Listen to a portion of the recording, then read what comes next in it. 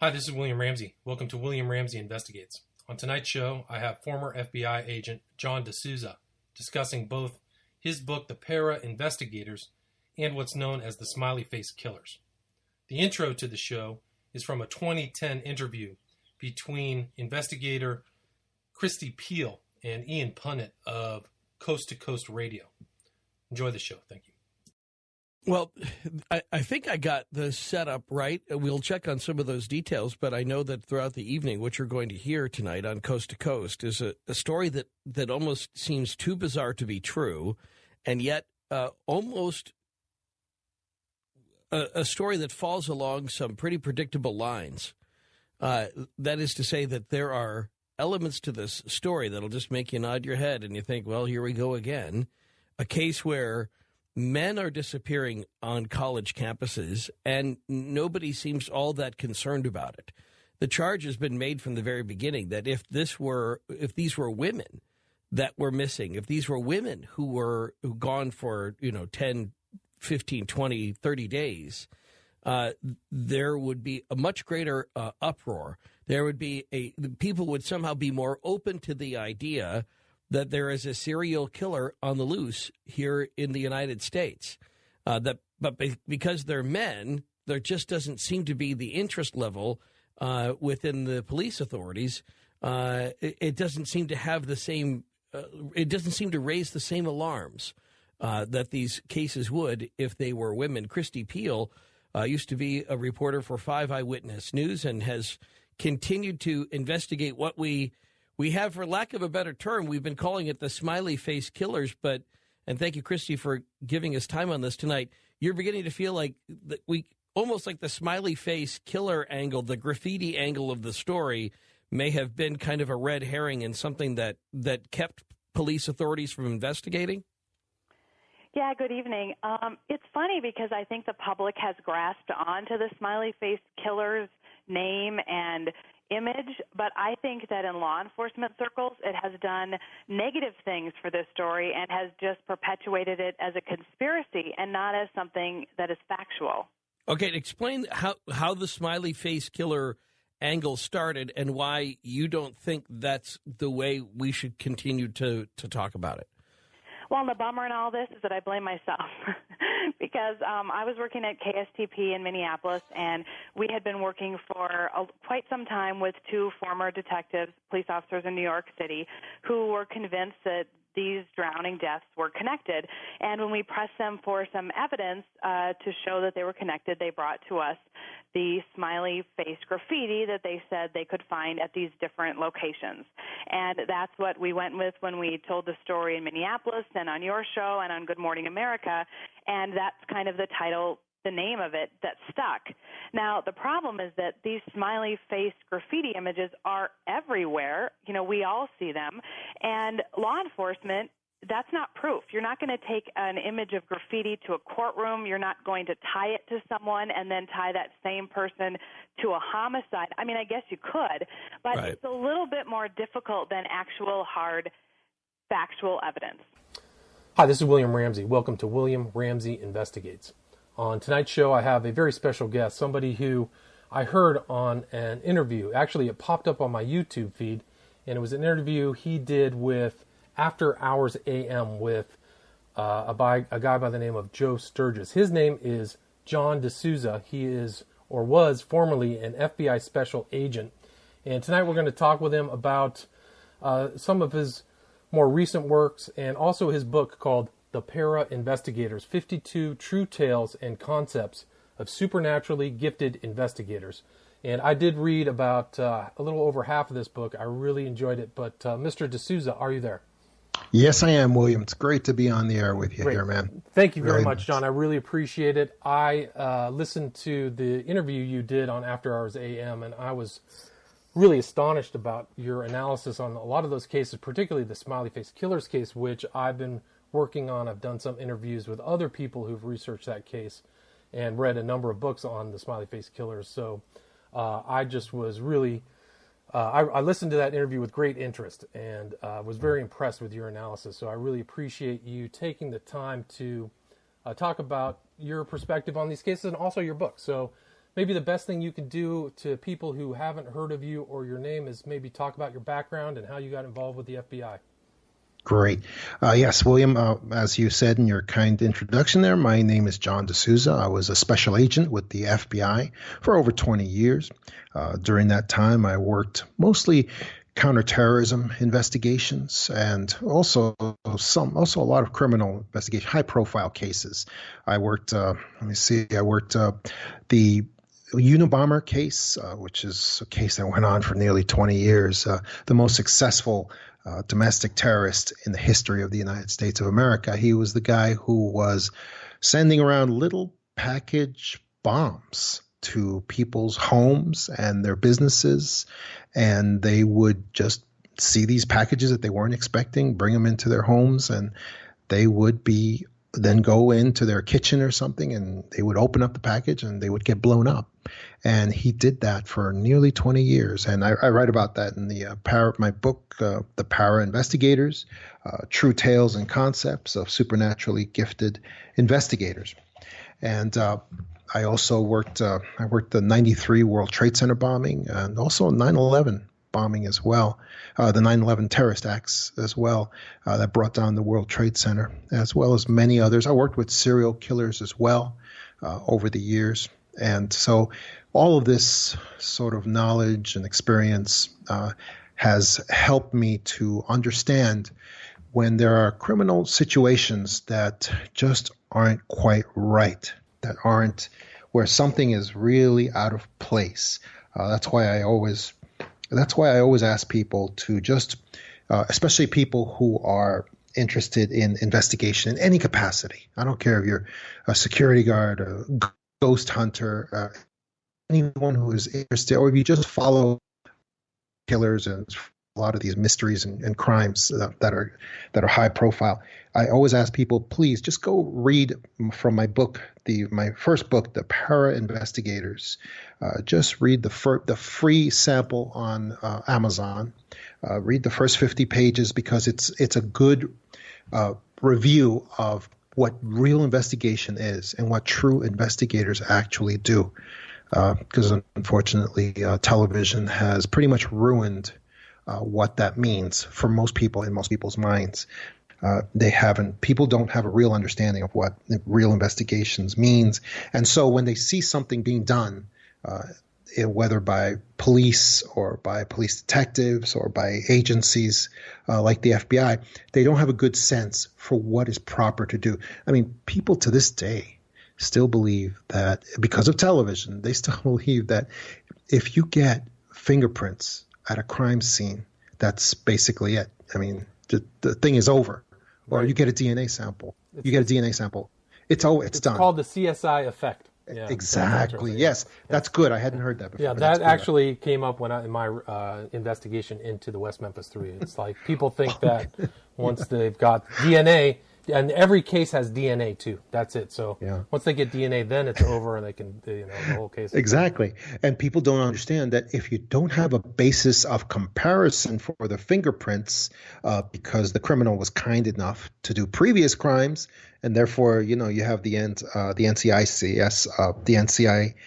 database that has previous fingerprints to compare them to, or a subject that you have under suspicion that you can take and compare to the fingerprints, then you have nothing. The fingerprints don't give you anything unless you have a basis for comparison, and unless or if you know that the perpetrator was in the military, and therefore the military has all the fingerprints, they're her basis for comparison, or the DNA has a basis for comparison. So these are things.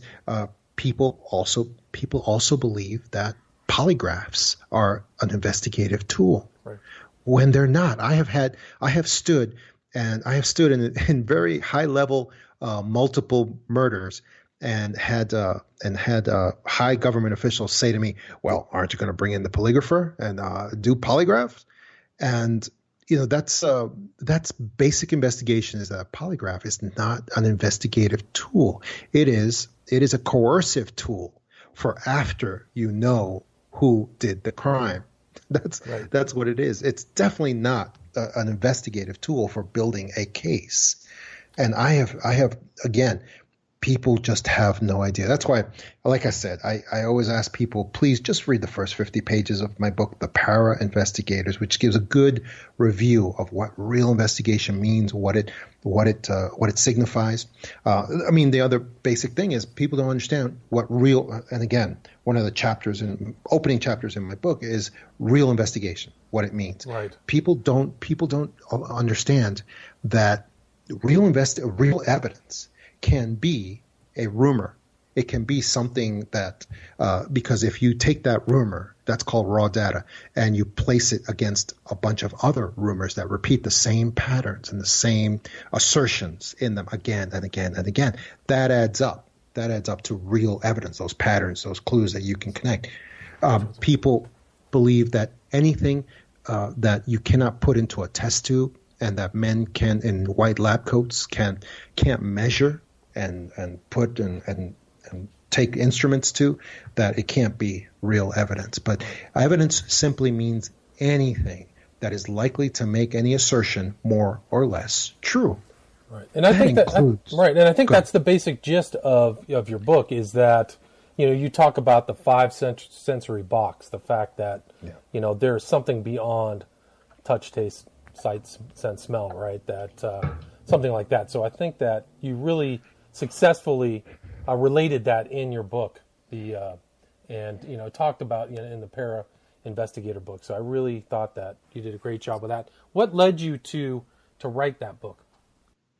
It was basically that the fact that I had so many, even FBI agents and police detectives who didn't really understand the full scope of what real investigation is and what real evidence is. And so I spent my entire career trying to teach people, trying to show people, demonstrate to them what real investigation means and what is involved with it. Look, as simple as this. People who investigate still don't know about when you first come upon a scene. When you first come upon a scene, the first moment, whatever scene it is, any type of crime, even a mystery, whatever, the 5 S's of investigation when you come upon a scene in the field. The 5 S's are seal it, separate, sample, survey, and statements. That's it. That's the basics. All it means is seal the scene. Whether you're using yellow tape or anything, you could use chairs, you could use anything, but you need to close off the area where the scene actually, where it occurs. You got to separate the scene. You got to, whether it's witnesses you're talking about or artifacts, you got to separate them from each other. You got to sample the scene, which just means collect, document, and preserve samples. Create that chain of custody also for materials. You got to survey the scene. It just means a visual survey along with preliminary exam, photos, photo log. Also, and then the final step is statements. You got to interview, interrogate witnesses. And here's the key to that is there's always witnesses. Even when you think that there's not, you think that there aren't any, they're there. They're out there. You got to find them. So, I mean, this is a really basic thing. That's a basic thing, investigation 101. And there's cops who don't know this. That's really sad. But also, if you come upon a scene as a civilian and you don't see each of these 5 steps at least being done, and they don't have to be done, in a super thorough manner, but they have to at least be touched upon, each of these 5 steps. And if they're not, something's wrong, or maybe something's being avoided. So there's questions that have to arise. If each of these steps, if the 5 S's, the big 5 S's of initial investigation aren't covered, then you got to ask questions. You see, that's things like that is why I initially, when I joined the FBI, I was part of the last. I joined the FBI because I had become an attorney, and I didn't really want to really be an active attorney. It didn't really attract me. So when the FBI recruited me, when I was finishing up law school, I was very interested. It looked a lot more interesting than being a practicing attorney. So I very much enjoyed becoming what year did you start? part of that. What year did you start with the FBI? Well, I don't like to date myself, but it was towards almost towards the 90s. Gotcha. So you went to Quantico and were trained. Quantico, Virginia. That's So right. What are you a Marine? No, but you Okay. know, I've seen The Silence of the Lambs, so you know, Oh, I've watched movies. So. Oh, so you saw the Academy in that movie? Yeah, I was actually at the Academy the year at the same time as they were filming that. Fascinating. Yeah. So I saw them. I saw them with Jodie Foster. Yeah, they do a lot of scenes there. You know, they actually her running around and doing the obstacle course. Did they make you run the obstacle course? Yeah. Oh, yeah. they did? Oh, yes. Interesting. Yeah. And the only other group, the reason I ask if you're a Marine is because there's the only other group that's very, very present at Quantico is the Marines. They have their training center there. I didn't know that. I never knew that. Yeah, so we see them. We would see them a lot out there at the Academy when I was at the Academy. They'd be out running in groups at the same time as we were sometimes. So how long was your stay there then? How long did they? Over 20 years in the FBI. So, but didn't you have to get pre-training, or once you become a member of the FBI, then you go through training? Is that right? Well, you get your appointment. You get your appointment, and you get your appointment to the Academy, a special agent appointment. Then you go and you spend your time, get through. If you can get through the Academy, there's a lot of people who don't graduate and don't make it. A lot of people. They get injured, or they just decide against it for whatever reason, and they don't quite make it. Do you know what do you know the attrition rate? Do you know the attrition rate? It goes up and down, but I would estimate it probably about 40%. Wow, that's for the most high. part. Wow. Yeah, it is difficult. But I will tell you. But let me give you a quick PSA. If anyone ever comes to your door, whether they are Men in Black or any other agency, and says that they are FBI agents, you always ask for, and for your listeners too, anybody comes to your door, anybody claims to be an FBI agent, you always ask for their badge number in addition to their name, of course. My badge number, it's publicly releasable information. My badge number is and always will be badge number 10585. That is my badge number, and that is how you prove that someone is actually an FBI agent. Well, that's great information. They are allowed, because there's a lot of people out there who are pretending to be FBI agents, and they really aren't, believe it or not. Fascinating. Well, that's There's that, but once you have that badge number, you can then, of course, see and verify. And really an FBI agent. Same goes for any sworn officers, of course, officers and anyone who carries a gun and a badge, always. Gotcha. And it's very advisable to get that number. Great. So, you know, getting back, so you were in the FBI for 20 years. You've seen so many important cases from the inside. What led you, when you wrote this book, I would say that it has concepts in it that may not be as buttoned down as books published by the FBI, because I think your position is there's another kind of intuitive paranormal aspect to investigating that's important. Would you agree with that? Absolutely, and that's what para-investigation actually is. It's basically using normal methods and modalities of investigation, like what I was just talking about, the 5 S's of coming upon a scene, initial investigation, things like that. But in para-investigation, you also allow the metaphysical aspect of the investigation to come forward. You use superconscious abilities also to resolve crimes and mysteries, which just means that we as officers, as agents, that we should be able to no longer have to hide our intuition and our abilities that sometimes manifest themselves during these investigations. It happens a lot, and it happens in a lot of in a lot of legendary cases. It happens where investigators have nothing more to go on than intuition and some kind of metaphysical ability, and it comes forward, and sometimes it saves people's lives. Yeah, it's interesting. You mentioned, you use a couple cases in here, like the Atlanta terrorist bombing where the guy sensed that there was something amiss, and what was his name? It was that was Richard Jewell. That's right, yeah. And that was the Atlanta Olympic Park bombing, which I believe was like in '96.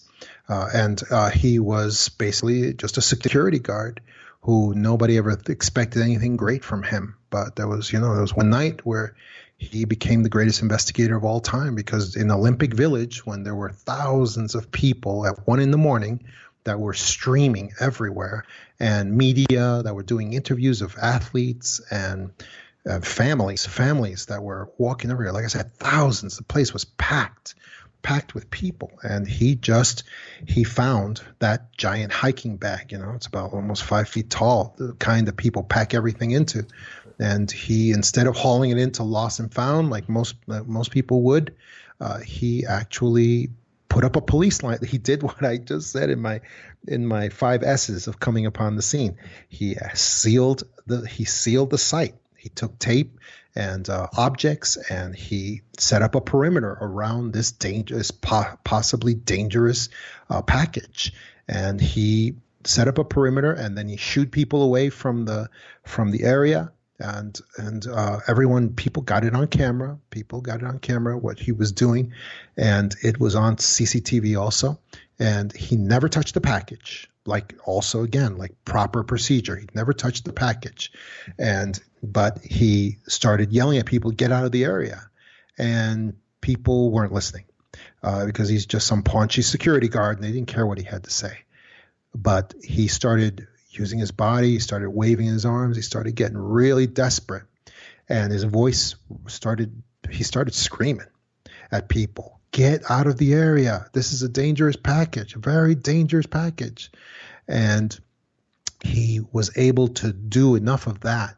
He really got hysterical. He screamed people out of the area. They started listening to him. They started leaving the area. And just as he did that, the bomb went off. And instead of killing, 50 or 60 people, it ended up killing. There was just one person killed.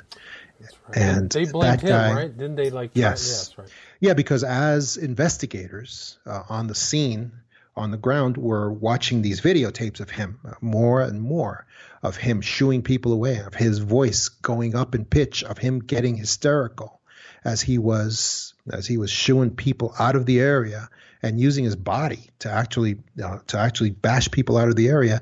It became apparent. What became apparent to me too, as I watched the same tapes, that he knew it was a bomb. And he did. He knew it was a bomb, but he never looked inside the package. So how could he possibly know it was a bomb? Well, the investigators on the scene, which it was the FBI, the investigators on the scene, they decided the only way he could know it was a bomb was that he was the bomber. That was the only conclusion they could come to, because they were completely based in the material world and they had no ability to look beyond that. My conclusion was very different. I concluded that he knew it was a bomb because he had some ability to remote view or to see supernaturally inside that package that there was a bomb there, because he did know it was. And unfortunately, the authorities and the media, they took about 88 days and they ruined his life, accusing him of being the bomber, putting out that narrative that he was a wannabe cop who was trying to create this terrible catastrophe so that he could be a hero. And that's what they ran with, and basically ruined his life. And there was a lot more. There was a lot involved with that ruining his life part. Right. And then they found out it was Eric Robert Rudolph, right? And then it became Eric Rudolph actually confessed to being the bomber, and I'm sure he was quite upset at somebody else taking credit for his hard work, because he was a dedicated terrorist, and he had done not just this bombing, he had done many bombings. And so, that was something that he actually confessed to. And it was just tragic what happened to him. And my book is filled with stories. My book, The Para Investigators, is unfortunately filled with stories like that, of investigators that use their abilities in a world that's not ready for their abilities yet. Of course, the world will take their benefits, though. Right. in the form of having their lives saved. But wouldn't you say that a lot of investigators gather the facts and then they rely on instinct and intuition when interviewing suspects? So there's always been kind of a paranormal approach in some senses to investigations. Would you agree with that? No, not in my experience. Okay. they, maybe, the old time cops, you're talking about, the real experienced police detectives who teach the rest of us how things really should be. And yeah, there are some of those, but unfortunately, I wasn't exposed to too many of those. Most of the law enforcement officers I've always spent time with are just collectors of fact, gatherers of fact, and analyzers of fact as well, analyzers of material, and they're so browbeaten, especially as you go further up in the levels of law enforcement to organizations like the FBI. They are so browbeaten into we don't want to know your intuitions, we don't want to, just stick to the facts, just give us what you can prove, what you can actually prove with hard evidence. By the way, I have a code translator. When people say things to you like, what hard evidence do you have? Well, all what that phrase really means is what evidence do you have that mind-numbed robots can actually go along with? Right. That's funny. And that's actually a consistent theme, I think, in your book, is that, you kind of criticize this kind of rote learning from society. And this, I think that's kind of one thing that you're railing against throughout your book is there's other things other than strict materialism. I was part of the last generation of FBI agents who were taught in an old school way as far as crimes and uncovering mysteries. We were taught a very specific way of doing things, and that way I believe it doesn't exist anymore. I was taught, for instance, I'll give you a quick example. I was taught when I do an interview. You go through an interview, and you always have to have at least two agents doing an interview. But you have the first agent with a notepad talking to the suspect, to the target, and they are taking notes as they are asking questions. But the second agent, you're supposed to have him there, not doing anything, not taking notes. He's just supposed to be sitting and watching the subject for signs of discomfort, signs of deception, and signs of comfort, of actual forthrightness, of being truthful. And that's what they're supposed to do. That's what the second one is supposed to do. And you look at the body language. You have to study the body language, study the face, which way are they? The feet are pointing. What's going on with the hands?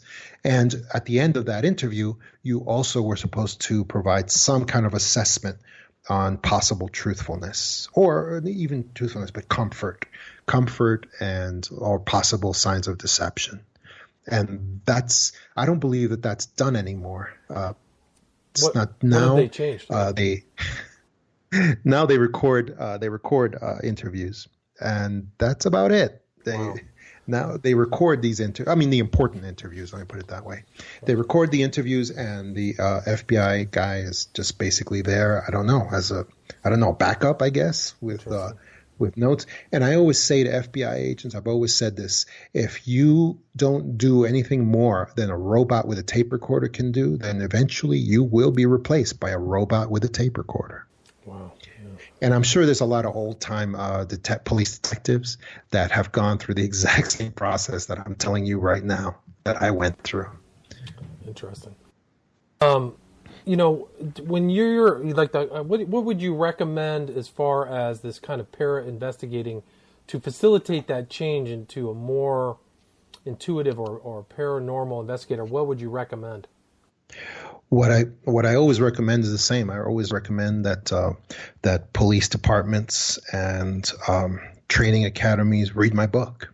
That they read my book, that they spread it and talk to each other about the themes, because the only way to allow law enforcement to expand and to something in an honest way is to actually go through the testimony of these cases where people's lives have been saved over and over and over again. In large numbers of people's lives have been saved by officers and agents pursuing their intuition, pursuing their abilities that are not in this world. And being able to look at the Millennial Bomber. The Millennial Bomber case was a case in 2000 where a female customs agent had absolutely, and this is in my book, The Para Investigators, where she had absolutely no physical evidence against this Middle Eastern gentleman who was very nicely dressed, who had all his papers in order, who had his car was on a ship. He was ready to come into. I believe he was coming from Canada. He was a Canadian national, and she just had this feeling. She just had this feeling that his answers were rehearsed, and that something wasn't right. Now, you wrote that the chapter heading was "Too Perfect." Yes, that's the phrase. It just, everything about him was just too perfect. But it's like, when was the last time that, like, you go out with a girl and you feel like, oh no, she's too perfect. This is too much. I can't do this.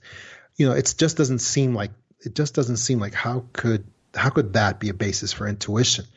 Because I think what she had was more than intuition. She was being told something from a different place, because sure enough, as she kept on interviewing him and interrogating this young man, she was able to develop, not really probable cause, but she was able to develop enough reason because of his nervousness to just be searching his car, And that's what they did.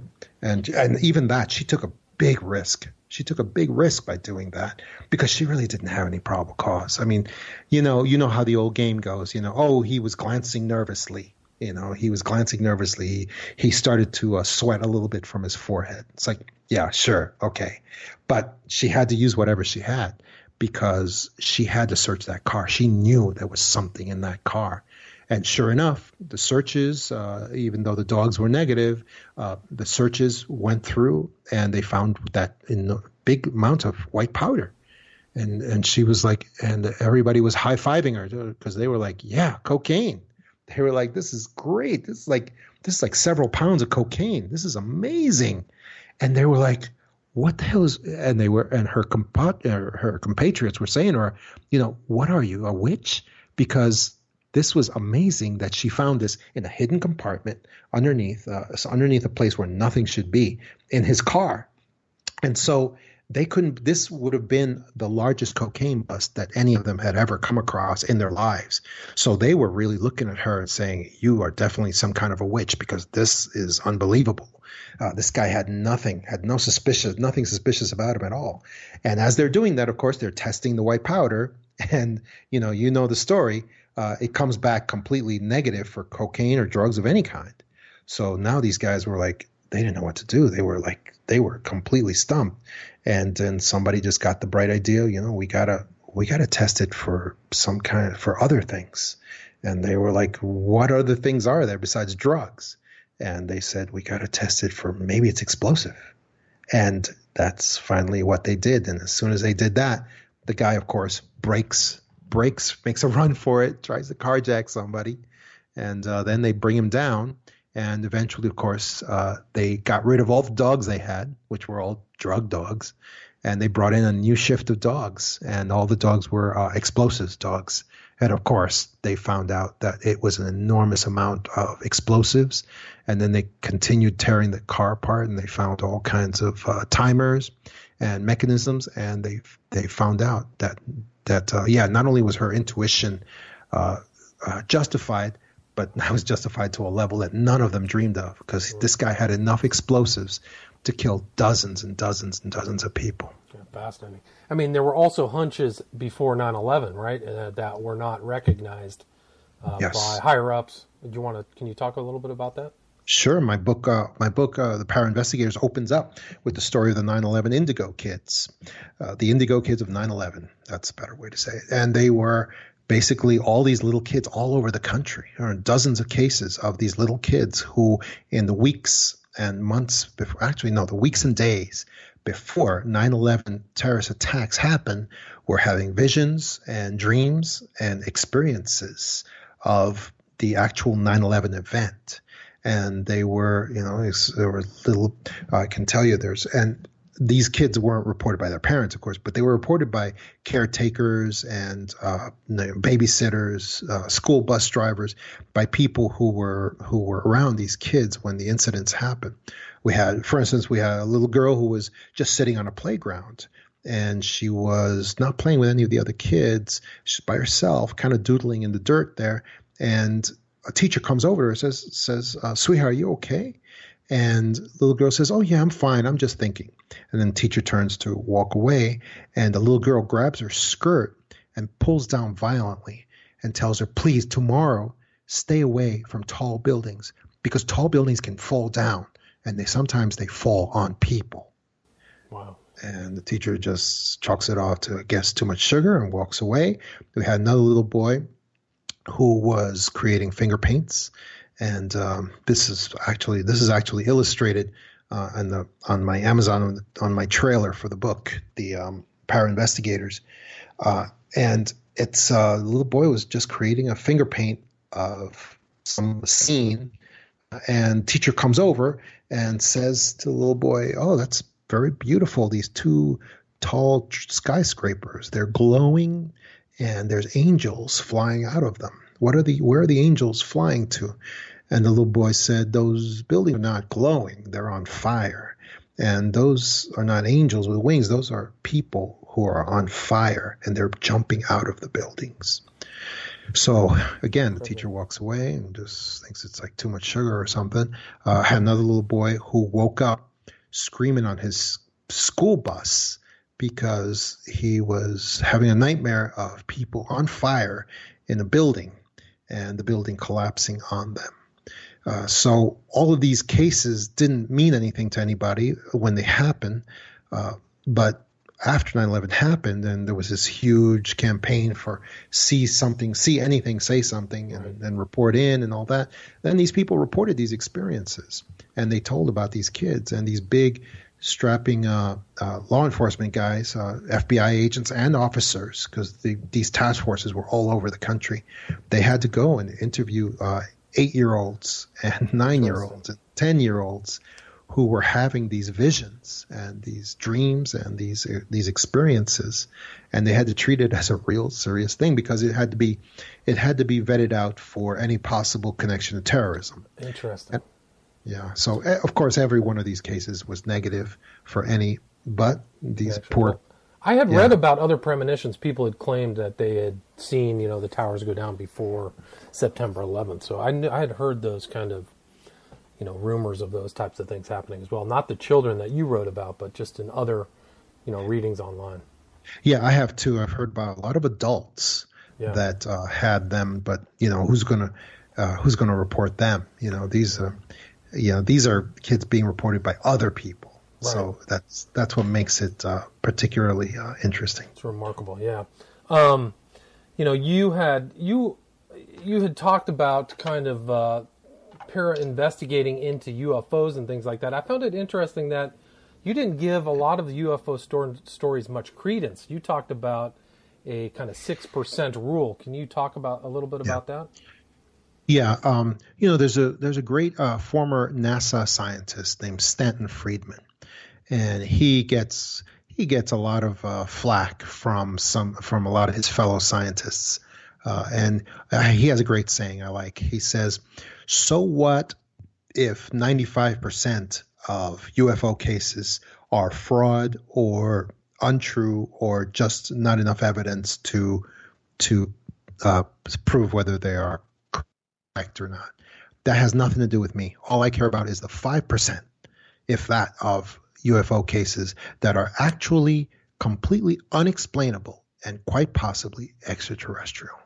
And that's how I feel about it too. Even if it's only a tiny percentage of UFO cases that are completely unexplainable and possibly extraterrestrial in nature. And that adds up to huge numbers still big. of UFO cases every single year in every major country. So I do believe that that even a tiny portion of these cases actually are truly unexplainable and are probably extraterrestrial nature, or as I would say, extra dimensional. See, I was going to ask you that question. Do you believe in actual outside of this planet or outside of this dimension? I haven't really researched UFOs as much, but I opt towards the extra dimensional quality of these, not extraterrestrial. Yeah, I recommend that people get my book, The Extra Dimensionals, True Tales and Concepts of Alien Visitors, because I go into a lot of cases, some of the well-known classic cases of extra dimensional experiences by people, and some cases people have never heard of. Yeah, because I do believe that alien visitors are real, that they are visiting the Earth through the Earth, but I believe that they are not necessarily physical in our universe, that they are not cramming them. They are not like humans, like we've been taught. They're not cramming themselves into these little metal shells and sailing across the galaxies at the speed of light or more than that. They are actually extra dimensional. They are appearing here through the Earth and from other dimensions of reality. Yeah, and you mentioned in your book that some of these experiences these investigators are having are extra dimensional, that they are having these, and I thought that was fascinating too, like these encounters with spirits or encounters with events are extra dimensional. So that was another interesting aspect to your book. Yeah, and it does seem like it's. I believe that the UFO extraterrestrial experience probably has more in common with ghosts and maybe crypto creatures as well than it does with anything physical, because it just seems like a lot of these phenomena appear to be extra dimensional in nature, appearing from someplace else and going back to another place as well. That's fascinating. I think that's interesting. Let's see. Why don't we talk a little bit about some of your kind of experiences in the FBI, some of the cases, if you mind talking about that maybe, and then we can kind of wrap up by talking about your opinions on current events. I mean, I know that you had talked about the smiley face killers. I would love to hear your opinion on that too. Well, let me get into the smiley face killers by concluding with a statement on the FBI. Okay. Let me tell you this: the Federal Bureau of Investigation is a criminal. It's a criminal investigative agency. It has a second. That's its primary purpose for existing. And it has a secondary purpose, which is collection of intelligence and intelligence-related investigations as well. So that's a secondary, but primarily it's criminal investigative agency, and that's its purpose. Now, when you know something is going wrong with that organization is when they are fulfilling a political purpose, because they're not a political organization and they shouldn't be doing political things. Now, here's a statement that I found shocking, and you're not supposed to read on radio, but I have to. It's just a short statement, and there's no other way except to read it. Sure. This is a statement concerning the smiley face murders, as they phrased it, the smiley face murders. And well, let me tell people, for any who don't know, the smiley face killers is the theory that refers to the many drowning deaths of college-age men throughout the United States. Vast majority of these drownings happen after leaving bars and nightclubs, early hours of the morning or late at night. And these young men always happen to be very good-looking, very bright, athletic. They just always that's just the way these murders occur. And the most logical accepted scenario for these murders is that the young men were drinking and wandered off in a drunk stupor or on drugs, and they just fell into a body of water, a shallow body of water, usually, almost always. Yes.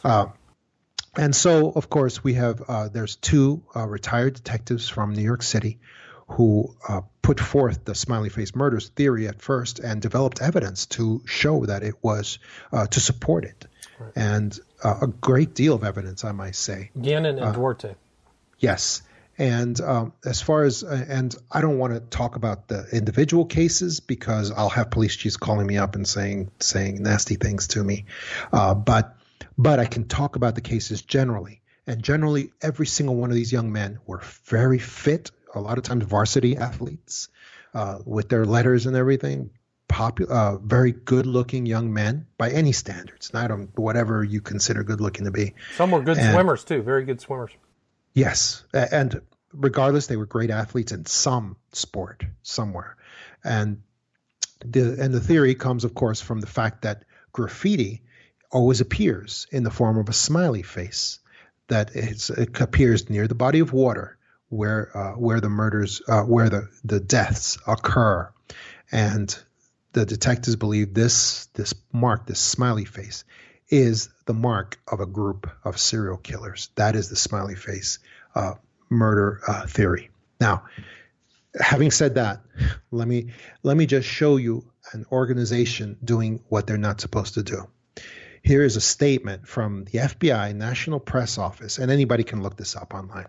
It's the FBI statement regarding the Midwest River deaths, issued April 29th, 2008. And it says as follows.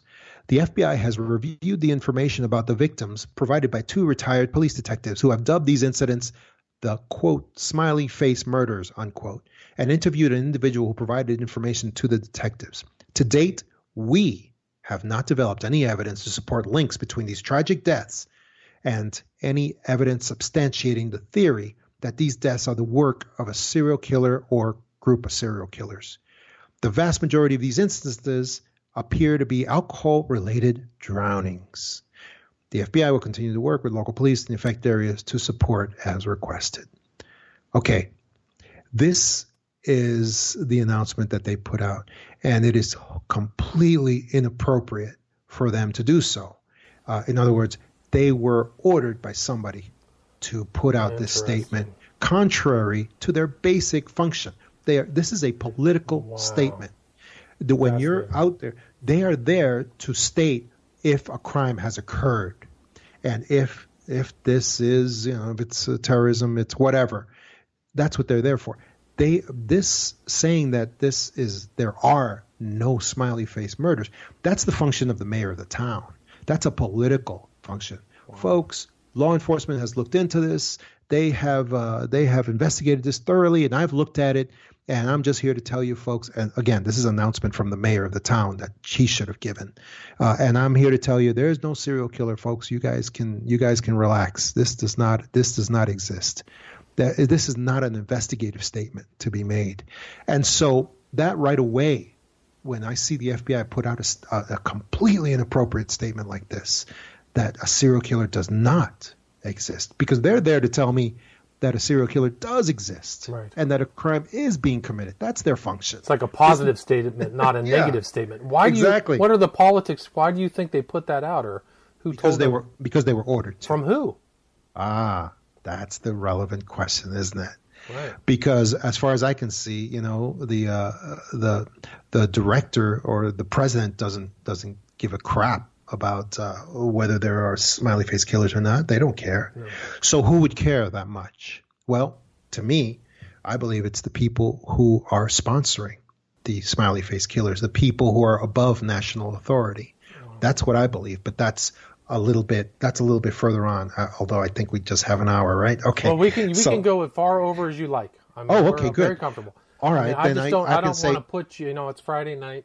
I don't want to, make you cut into your dinner with loved ones. That's good. I'm glad you told me that. Okay. Because the people, I believe the order for this. When you see a national agency acting completely against their interest, against their mission, and doing something that they're not supposed to be doing, that means they were ordered to from a very high level. And as far as I can tell, the president wouldn't give a crap about this situation. So, do you know when they made that announcement? Do you know what year? April 29th, 2008. In response to the Midwest River deaths. Okay, great, thank you. And I vaguely remember that. Yeah, and so when I see that, I know that something really big is going down. And because of my knowledge, skills, and experience, I can tell something smells really bad here. And to me, as far as I'm concerned, the only ones who would have given the order for the FBI to put out a statement like this are the same ones who are giving the order for all the various police departments to make sure that they find a high level of alcohol in the bodies of these young men, that there's a record of depression in the background of these young men when there is none, when it doesn't exist, and to find other ancillary things that explain away these deaths. Well, they make sound, a lot of these people sound suicidal, but they're not suicidal. Yes. They're actually out having fun, partying, hanging out with friends. Right. There's no plan. I mean, it's a very strange thing to plan a suicide, but go out with friends till 1 o'clock at night. It doesn't. Right. It doesn't make sense. Right. So why are they so interested in generating this nonsense about suicide and depression when it's so easy so easy for the families to prove that it's wrong and it's not right?